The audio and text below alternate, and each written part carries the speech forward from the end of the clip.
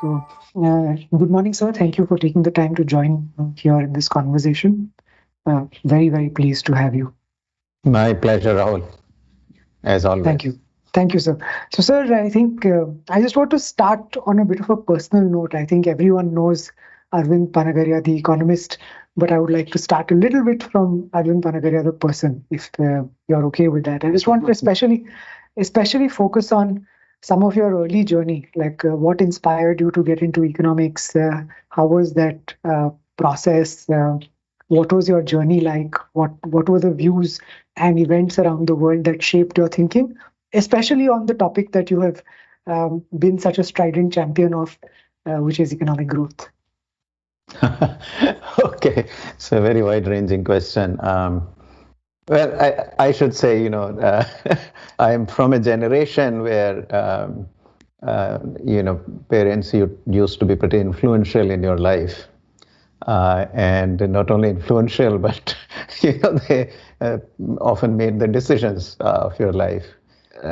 In this sense, I think my becoming an economist was purely an accident because my father's plan was for me to become a civil servant, so join the IAS. He had three sons, and so one was being groomed to be a scientist who eventually became engineer, not scientist. This second one was to become doctor, which he did become an incredibly famous neurologist at that. I was to become the civil servant. So that's what I was preparing for. But he had my father had a very good understanding of what would be important in the life of a civil servant. So his plan was that, do masters in economics because economic policy is going to be central. But at the same time, to clear your exams for the IAS, you need enough papers. At that time, there were three papers which were compulsory. I think general knowledge, English, and an essay. And then there were five, I think, which used to be optional, two advanced, and three not so advanced. So he also figured that you need to have the ability to get those five papers. So for that, he had me do history in the bachelor's because history had the maximum number of papers at that time in the IAS. So you could, in effect, do one advanced history, one advanced economics, and then three others that was a two history, one economics, something along those lines. So that was the plan. It so happened that I did my master's and I was a little short in terms of age at that point to take the exam. You had to be, I think, something like 21 years old by 31st August or some date. And I would have been 21 the following month, something of that sort. So in that year, I couldn't take the exam. And so then I was supposed to keep my preparations on the next year, for which I became a lecturer. I was the topper of the university for masters in Rajasthan University, so I got the lecturership there. And during that period, my oldest brother had been interested. He had been applying at the engineer, the one who became engineer, was applying for admissions around for PhD and did actually been admitted to Stanford, but because he didn't get financial aid, he couldn't go. So emulating him, I sort of started, applying for PhD in economics. And I was not serious, and therefore I never took the GREs. Right. Basically, to every school I applied to, I said, well, it's not given in my hometown, and to go to another town is a financial burden and all. I also did not pay any application fees. Said that if I were to come there, then that there was a foreign exchange regulation which did not give us access to foreign exchange, and but if I were to come there, then I will pay the application fee. So that is to say, how non-serious I was or unserious I was at this. And then, lo and behold, actually, I got admitted to 3 schools, Chicago, Cornell, and Princeton. And Princeton gave financial aid, a full fellowship. So that, made it a little realistic. My father was still of the view that I shouldn't go. So we tried to postpone. So I remember writing to Richard Quant of Henderson and Quant, was the director of graduate studies. So I wrote to him saying that, look, can I postpone it for a year? So my father's plan was that, in that year take the exam. If it doesn't pan out, then you can go. And if it does pan out, then fine. So Richard Quant said that, well, we can postpone your admission, but not fellowship. Fellowship, you have to compete again the next year. So I was, not at all confident that I'll clear the IAS exam, because I had gone I had studied all my life in Hindi school. Right. Till 10th grade, and then I went to college. College was also in Hindi, but to train myself in English, I had started taking exams in English. Right. So that had helped a little bit, to improve my English language, so not being confident. So I thought, even if I clear the written, there was a very large weight given at that time to the physical interview, in-person interview. And I feared that, my English will simply not go well, and I'll get eliminated at that stage. So I was not confident. I think that is the bottom line of it. And I think, even in retrospect, now that I've studied a bit of the process in those days, I think that fear was not unfounded, because those who actually studied in English medium schools had a massive advantage over you. I mean, there were a lot of people who were second divisioners in the university, but had gone to English medium schools and they got selected. Largely mediocre otherwise in their academic records, but they would make it. So I then tried to convince my father, and my brother, who was a neurologist, he sort of backed me up. Without it, I would not have had the courage, myself. But my brother backed me up, and father then said, okay, if that's what you want to do, then that's what you want to do. And so that's how I came to Princeton. And that's so interesting, sir. And ultimately, you did, in a manner of speaking, join the civil service. That's true. I got got at least to do some of it. Yeah, I mean that is when I sort of thought that the father would have been so happy. Actually, that's true. That's true. And very, very interesting. And sort of the second aspect of it, right? I think so for me, when I look back at myself, and I often see that 1991 was such a defining period. I saw both sides of it. It influenced my views on growth, etc. But for you, I think you had already been very immersed in the idea that growth is extremely powerful even before this. So what were your sort of formative either discussions or experiences that led you to this realization that growth is very important? Right. That's also a bit of an evolution. It is true that I thought growth was extremely important very early on. Part of it was, those of us who got educated in the United States as opposed to the United Kingdom would begin to lean in favor of markets, openness, and all. Right. And although, when you come from India, so I came, 1974.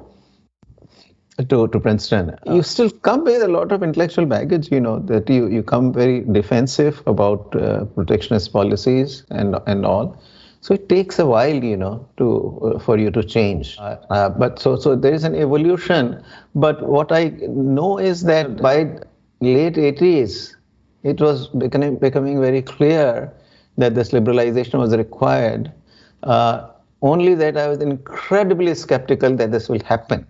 I remember I had been tenured, probably become a full professor by 1989. So either way, but I was tenured much earlier. So I'd come to spend a little time at the World Bank on leave of absence.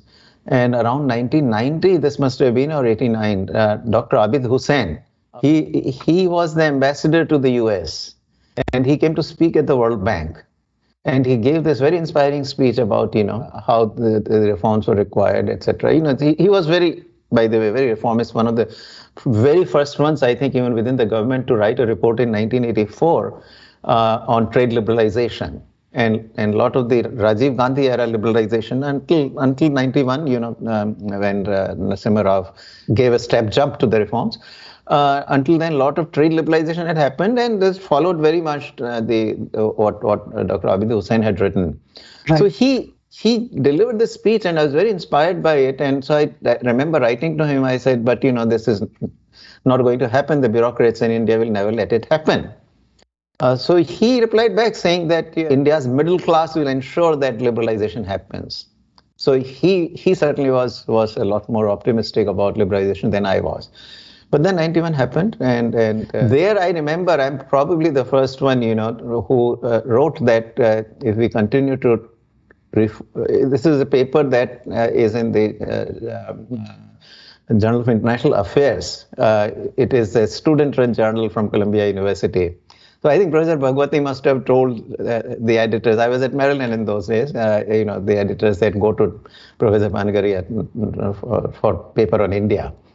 So I wrote that paper, and the title of the paper was India, a new tiger on the block, with a question mark at the end. And at that time, I wrote in the concluding, I think, section that if India continues to do these reforms, there is no reason why its growth could not grow up to 5 to 7% a year. At that time, nobody believed that India could actually grow 7% a year. In retrospect, it was prophetic. Yeah. And then, but these were the days, that growth did not have any salience. People sort of scoffed at you. This baggage that had continued from Indira Gandhi days. When she took the view that this pursuit of growth by itself could be dangerous. And, there's some quotes from her in a speech that she had given at FICCI, very much deriding growth and talking about the inequality effects and so forth. So, right. So it was, Vajpayee in the end was the first prime minister who explicitly started talking about growth, and he would actually say that there were speeches by him by the third or fourth year of his tenure, maybe even sooner, that in order to combat poverty, we need double-digit growth. So right. That I think was very heartening to see. Then, of course, over in my own evolution, big influence of Jagdish Bhagwati is no doubt, because he clearly was the person, in the profession, he stood for growth, and Amartya Sen largely for redistribution. I mean, that's how we sort of saw in if one were to put it in black and white. And I was very firmly in the Jagdish Bhagwati camp. He was also from the 1980s, he had become my mentor. Even though I was never his student, but he had this. He was very kind to the younger scholars generally, and particularly if he saw some of the Indian scholars coming up, he would always give them a helping hand, and so right. that eventually, of course, developed into both co-authorship and a great lifelong friendship. Very interesting, I think, perspectives on how much environment, especially in intellectual environment and climate, makes a big difference in shaping people. And unfortunately, sir, I was thinking at least a large part of the climate today again seems to be challenging growth. I mean, there are luckily proponents such as yourself. So I think I will have to ask you once again to do what you have been doing for so many years, right? What is in your mind the case for economic growth? Why is it important?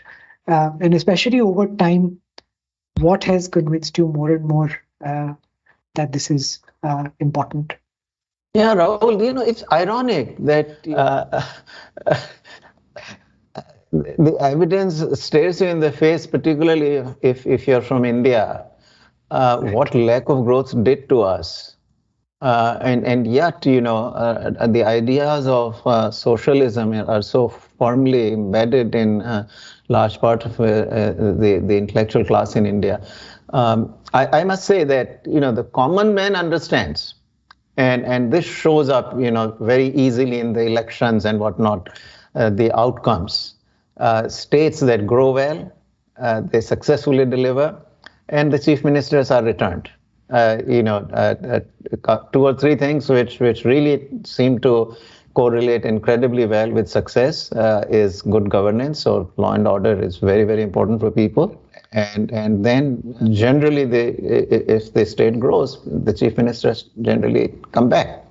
Right. So the people understand, I think. The problem is more at the intellectual level. But simply, when you start at a very low level of income, and we had that actually, Nehru clearly confronted that, and it's not like Nehru was not for redistribution, right? You know that. I mean, Nehru was the leader who very much put socialism firmly in control of the Indian economic policies. And he was followed with a small kind of break during Lal Bahadur Shastri's years, but then by Mrs. Indira Gandhi, his own daughter, who was even more firmly committed to redistribution to the point of being skeptical of growth. Nehru's strength was that he was not skeptical of growth. It's simply that the model he chose ended up failing to deliver growth. But he was very clear. I mean, if you read Discovery of India, he says that the country was so poor that there was no way for us to eradicate poverty by redistribution. All we could do was to redistribute poverty. Right. That's how he puts it actually in the Discovery of India. And so he said growth had to be the instrument for eradication of poverty. And therefore, he said that we needed six-fold growth, meaning 600%. But that was too much. He said we couldn't do it in a short period of time. So we set a target of 300%. So, that threefold growth in 10 years' time, something of that sort. Right. So he was very clear that, without growth, we couldn't really get anywhere simply because the country was so incredibly poor. And that really is the sort of case. In a country like the United States, you could say that there is a much stronger case for redistribution because the per capita income levels are already so high that poverty can certainly be removed through redistribution because resources are there if you properly kind of do that. But in a country like India, where the per capita income itself today remains at about $2,400, the last figure we have for 22-23, you still can't go very far. The country is certainly not shying away from redistribution. As incomes have risen, India actually is the country which has done the most redistribution. If you look at the social programs, Narega, Food Security Act, cash transfers, variety of other schemes actually targeted to specific groups, for women, LPG, you name it, free housing, both rural and urban. So when you begin to think of it, for its level of income, India has done a considerable redistribution, and even that became possible only because the incomes rose. Right. How come, we were under Indira Gandhi, for example, we were so much for redistribution. How come there was no Narega then? How come there was no Food Security Act then? How come, when you begin to look at it, it's simply because she didn't have the revenues to do it. It was not for the lack of determination and desire. So you got to have the resources, and those resources come only from growth. But more important, personally, I think, growth is very empowering to people. Because in the end, most people don't want to live on the handouts. They want to be able to work, earn their own incomes, and be standing on their own feet. And that really means having good jobs, and good jobs cannot come without growth. Now, growth can be a bit lopsided, not create sufficient jobs.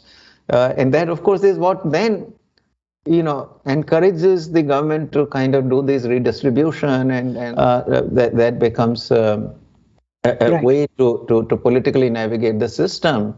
But really, Yeah. if you design policies such that they create good jobs, Right. then people stand on their feet and they also produce growth. Right. One of the failures I think very early on was that our growth process was not inclusive. When you started building these heavy industries, you basically did the way I think Milton Friedman put it that at that time in 1955 was that you had all capital working with no workers and all workers working with no capital. Right. And that meant inefficient use of capital as well as inefficient use of labor. Right. So a And couple of very interesting points there, right? I think one is that you were saying early on also there was a recognition that growth is needed, but we chose the wrong path right, to get to growth. right, Very, very interesting. And right, also, so what you were mentioning that growth is what provides the resources for redistribution, but uh, redistribution itself is not necessarily what people want. People may want to be self-sufficient, and growth itself can also improve living standards, etc. And so you've covered some of these topics extensively in your writings.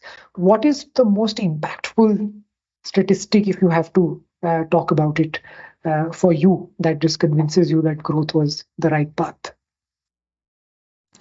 well, there is no single statistic, but simply what we know is that in the end we made big dent in poverty Right. only after growth began to happen. There was some decline in poverty in the 1980s. That should be recognized. And that happened because of the Green Revolution, which was also growth, if you will. It was agricultural growth. 1980s, finally, we also became self-sufficient in agriculture and all. And a lot of poor, actually, the abject poverty is in rural areas. And so the Green Revolution could make a bit of dent, but there was also growth. It was not, at that time, it was not even redistribution because there's agricultural incomes being generated. Right. But then the bigger impact really happens beginning around early 2000s. 2003-4 is the key turning point in India's growth story when, for the first time, the economy grows at 7.9%, so practically 8%, and it continues for that level of growth continues at least for 5-6 years until you get to the financial crisis. Then there is a dip, but we come back quickly and all. But that is the period during which, and this is the period also during that I studied very extensively, because India is a contentious country. So, when you showed that poverty fell, when Planning Commission also put out these numbers and all, which shows very clear, sharp decline in poverty, people will say, oh, but, this is not helping the Dalits and this is not helping the tribals and so forth. So then at that point, I did all the numbers myself, actually.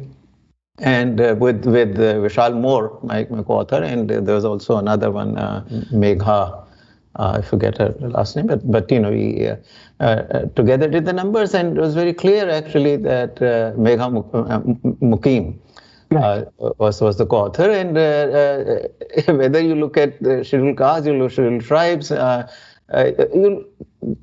you can slice the data by any kind of grouping. And you couldn't find actually a grouping. Even we look at some of the economic groups and so forth, in the paper with Vishal Moore, and you can't find this group. Now, in some particular individuals or households, it's entirely possible, that within each group there were households which were left worse off. But as a group, if you look as a group, there was not a single group which did not benefit actually from that growth. Right. So that really, in some ways, I think doing those numbers and seeing that the pattern was so strong, right, really convinced me that one was right about it. Yeah. Right. And we look up some of those numbers from your papers and put them up actually, just to make it clearer. But sir, I found it so interesting what you're saying here, right? Like the mainstream narrative that you usually hear is that post liberalization growth has not been inclusive, so to speak, right? But you're very clearly making the point that it was in the 1950s that what growth or that we had, what little growth we had, was the least inclusive because it was Yeah. counter to our comparative advantage in some sense. Yeah, so the way I would put it is that growth when it happens is inclusive because first of all it does create some jobs, particularly post liberalization. I think there is also some structural change happening. So we are not purely into heavy industry. There's more than that and all. So there is that, but the seeds we had sown actually in the 1950s, and then these were actually grown further up, saplings and so forth, under Indira Gandhi and etc. We did not, it has not been easy for us to get out of those. And the central point I want to make is that, growth for inclusion, but there is also inclusion for growth. And during Nehru era, we did not have inclusion in the growth process itself, because we gave no capital to the workforce. All capital got given to steel mills, heavy industry, where very few workers were employed. Right. So when you do that, you see what happens is that then the bulk of the workforce is continuing to use the old technologies, because technological change is very much intimately connected to the use of capital. Right. So our process was very unlike South Korea, Taiwan, China, where capital was spread to these workers through the labor-intensive industries. And when this capital is spread there, they work with this capital, learn new technology, new techniques, they develop skills. So there was no skill upgradation in India as opposed to South Korea, Taiwan, and China and Singapore, where skills continued to improve over time. And as the country became more capital abundant, as incomes rose, they became more capital abundant and more capital came in. Right. And so you begin to work with more sophisticated capital, skill levels rise. Right. That process did not happen in India. It has still not happened. Right. See, we have not been able to break from that jinx. And the policies have really been responsible for that, because if you look back the liberalization, what happened? You did away with investment licensing, import licensing, all to the good, but you still have small scale industries reservation. Right. For a large number of products, scale was controlled. Large scale manufacturing was not allowed. That took you to almost beyond 2005 or so. I think 2008 is when the last one ended. Well, last one ended under Prime Minister Modi in 2015 or 16. Last there were 20 items, but yeah. that's just for the sake of record. But 2005-8 is reasonable. Most of the substantive products had been released. Now that's one part of the story. So therefore, you still had inclusion was not happening in the growth process itself, and we were therefore not taking advantage of our most abundant resource. Right. Right. In the end, what is your most abundant resource? That's labor. And if you don't use labor productively, growth that you can get is not the maximum that you could actually. Absolutely. And that has remained. And this is why I feel that we have not hit 10%, unlike other countries, Yeah. And even now, we would probably stay between 7 and 8 or so, roughly, which is very good and very decent, compared to anything else we had seen in the past. But clearly 10% is feasible, but only if you use labor more effectively. So it's the inclusion for growth. Growth for inclusion is one thing, but there's also inclusion for growth, which is what we are still kind of missing. And this is where also one last point, which people do not understand, and then begin to propound alternative theories, is that in India, overall services seem to have performed better than manufacturing. Right. My simple-minded explanation of that is that, look, when the liberalization happened, services were fully freed.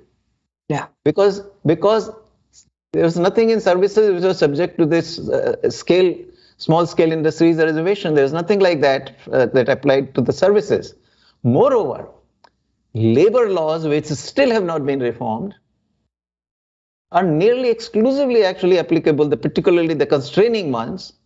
There are some social Right. insurance type of labor laws, that's different. Pension, insurance, etc. That's not what I'm referring to, but things like Industrial Disputes Act. Right. They exclusively apply to factory production. Right. They impact the manufacturing. So they are still constraining manufacturing, but services were freed up completely. Once you did away with investment licensing, import licensing, more or less services were fully freed. So they could therefore grow much faster. Right. There's some deregulation that was required, but that was also done, in banking, etc. Right? That deregulation was substantially done. Entry to the private banks got given. Information technology got completely freed up. Freeing up trade allowed all the computers, laptops, etc. to come in freely. So all this, and moreover also, we signed up the Information Technology Agreement, the first one, which allowed mobile phones to come in. So that was another impetus to the telecommunications industry. Right. So you see, rather than go back and see why services have grown better, to draw the lesson that therefore India should really forget about manufacturing and do services only, is a crazy way to kind of interpret, a crazy way to go about it. Absolutely. Inherently, there's nothing about India that it can't do manufacturing. There's nothing inherently wrong. It's the policies which still are keeping or holding the manufacturing back. Absolutely. Sir, I think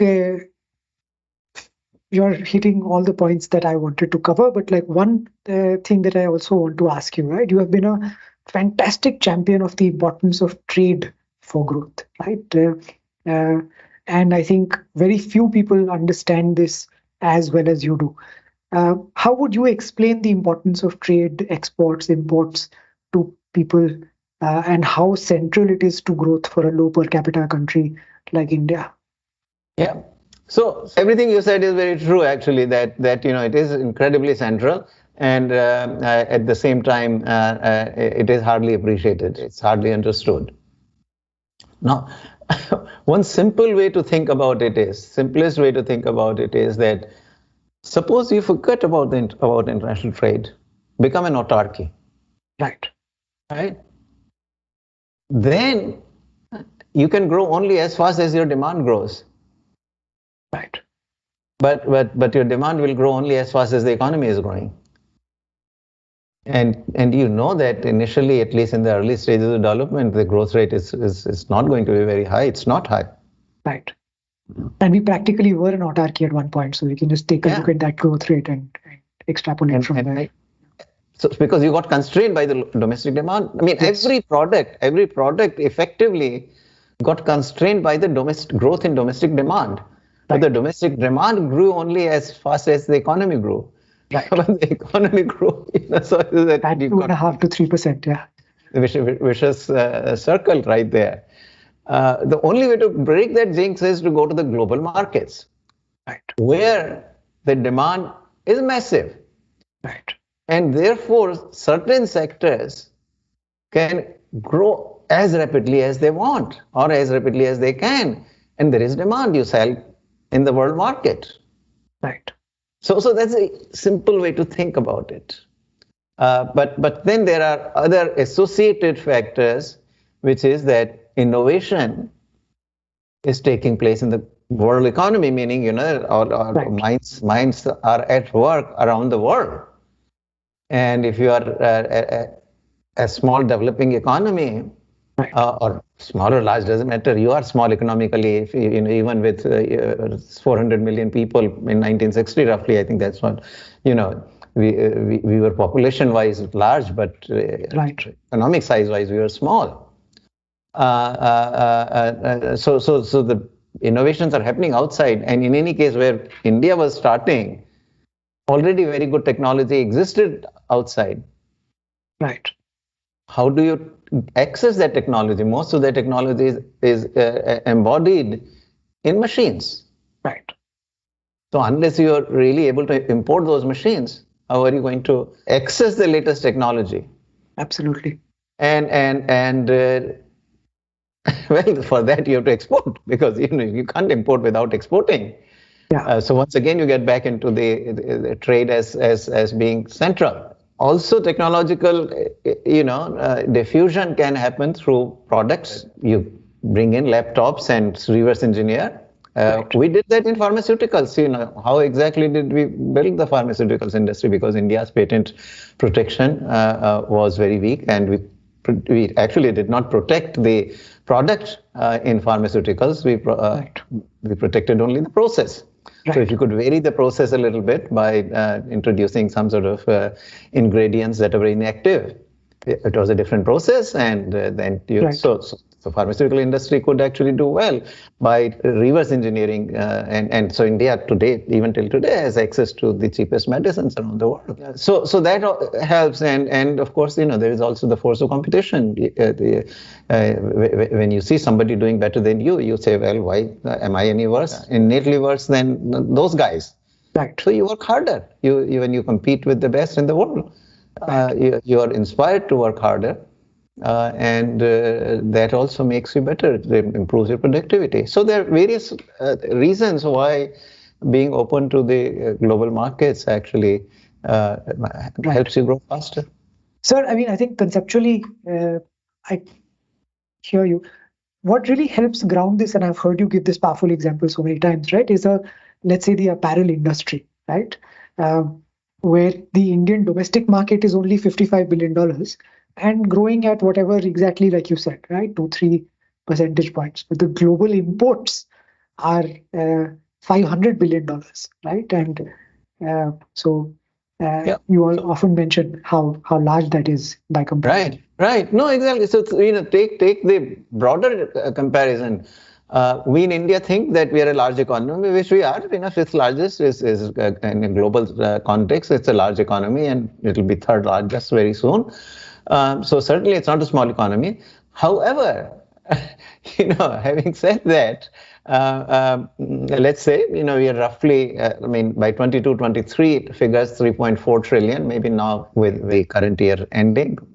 By the end of 23, 24, we will be 3.7, 3.8 trillion. Right. But that's a GDP. But if you look at the export market alone, Right. total export market in the year 2022, I don't have the 23 figures, but 2022, $25 trillion. Right. So, even with us 3.5 trillion versus 25 trillion, that's the export market in goods only. Right. Then there is services, which is another 7 trillion in the year 2022. So here you are talking about like $32 trillion market, as opposed to the 10 times roughly of India's GDP. Exactly. So that's a very large market to operate in. If in a certain set of products, even a very small number of products actually, if you can capture the entire global market, or Right. approximately the entire global market, you're done. I mean, you don't have to do anything else. And that can So push us to 9%, that's the 10%. China story. I mean, that's Yeah. really the China story, that it really acquired a very large share in Yeah. certain products. Yeah. And that is what has really given China such a large boost. For 3 to 4 decades, it has grown 10% a year. Yeah. And sir, the last part of what you were saying, right, that we force firms to compete and that's how they get better and that's how productivity improves and that's where growth comes from when you were talking about trade and its importance. There is now this debate globally and not just in India. I don't want to limit you just to the Indian story, but that, there's this comeback of protectionism, import substitution again, industrial policy. Uh, so just want to ask you from a global and historical perspective, instead of trying to get into a more controversial national perspective, what has been the experience on some of these points? And if you can just bring it home for people who might be listening, just in terms of your awareness of some of these things, what has the experience been? Can we really point to industrial policy and protectionism as a successful source of competitive advantage for countries? So, in 2019, I published this very thick book, Free Trade and Prosperity. Yes. And I looked at all the successful countries. So, Hong Kong, Singapore, Taiwan, South Korea, China, India. And these are the 6 more or less successful high growth examples. My conclusion was very clear that in the end, countries that have been open are the ones that have grown rapidly. Now, historically, this temptation to return to import substitution does arise in other countries. India is not unique. And a good example of that is South Korea.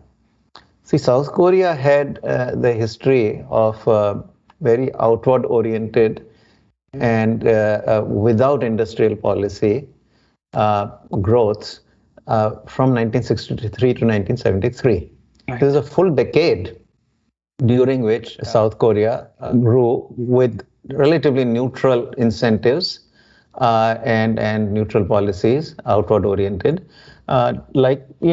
If I remember the numbers correctly, certainly it started off with exports having a 5% share in the GDP. Yes. So exports to GDP ratio at 5%. And by 1973, it had grown to something like certainly the low 20%, probably 25% roughly. One can check the numbers, but it was that kind of export growth during this period. And we know that in throughout the Korea was also running a really large trade imbalance, trade deficit. So therefore, the import to GDP ratio was even higher. Right. So the import to GDP ratio certainly was 25%, maybe a little more. Now, what happens, I think, is that, when you get there, then there is a temptation to think that, look, there are all these imports that are coming in. Mm-hmm. And we could certainly produce these domestically if we could, cap some of this competition if you could exclude some of these imports. We could domestically bring in the domestic manufacturers to supply that.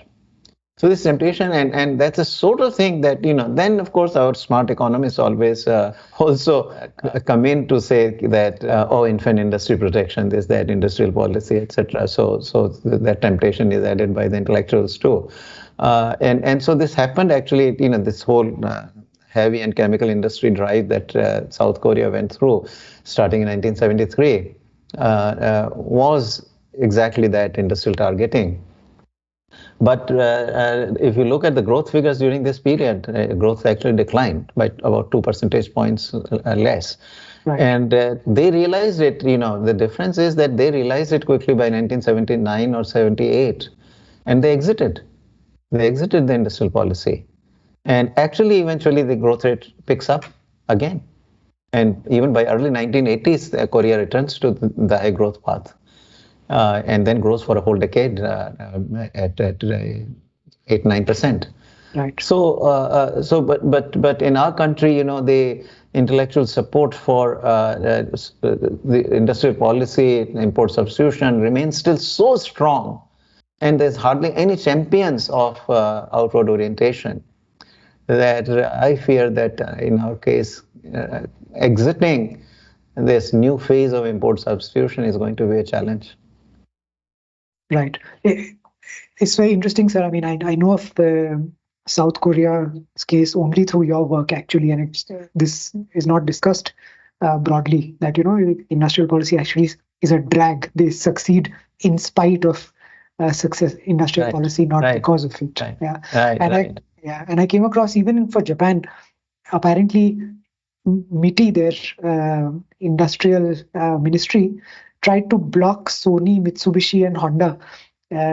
Sony from procuring transistor technology from the US, and Honda from entering the automobile market, which I found very interesting, right? That some of these champions succeeded in spite of the government intervention. Because I see. Right. Yeah. So, sir, thank you so much. I think one last point before we close. At the national level, some of these things, outward orientation, trade, etc., are very clear. In your view, what could states be doing to be more export oriented? What could states be doing to be more growth oriented and take a successful strategy for growth? I think the states need to recognize that ultimately, for them to succeed, they need to achieve this transformation of bringing workers into gainful employment, and that, of course, means creating a favorable environment for labor-intensive industries. I think that, to me, is the single most important policy objective that the states ought to be pursuing, particularly the larger states where still agriculture dominates very heavily. I mean, Bihar clearly is one case in point, but UP as well. And to that, I have championed, creating some of these special zones. Right. Because the reform at the national level and everywhere has been a challenge. We haven't been able to change it. But I think, states could take a bit of initiative, and they can certainly get the center to cooperate. The present central government, I think, is very indulgent in these matters. And so if the states were to bring in legislation which would create a legal environment in which such special zones, which should be large, you can't do these small little, a few hundred or few thousand hectares. You have to go to 100 to 200 to 300 square kilometer kind of areas in which substantial economic activity can take place. And basically, the administrator of that zone ought to have the near full authority to change the rules. Right. I mean, legislative framework should simply be such that the administrator can write the rules which effectively allow the administrator to do whatever facilitation is required, and then appoint a very, very able administrator to head that zone. Right. I think that could really do wonders in terms of changing the ethos. Right. In favor of employment-intensive industries. I mean, that's what we really require, because we are still very heavily into the either very skilled intensive or very capital intensive industries. You can look at PLI schemes, they're all actually aimed at generally highly capital and skilled labor intensive industries. But that doesn't solve our problem of good jobs. I mean, people are employed, so I'm not saying that unemployment rate is high. That's not the case. I mean, a lot of people really make these noises continuously, but unemployment is not India's problem. It's underemployment. It's not gainful employment. So gainful employment is what we need, and for that you need labor-intensive industries to flourish. Right. Sir, I mean, as always, it's been a pleasure talking to you. I would want to keep going, but out of respect for your time, I will just thank you here and stop here. Thank you so much. Thank you, Rahul. Thank you. Thank you, sir.